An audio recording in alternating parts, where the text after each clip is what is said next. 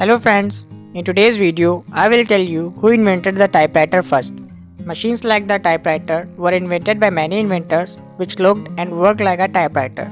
But in 1870, Rasmus Pauling Hansen invented the typewriter and was the first to get a typewriter patent and make the largest number of typewriters. Friends, this typewriter was named writing ball and it worked completely different from today's typewriters. Friends, how did you like today's video? For more such interesting information, subscribe the channel now.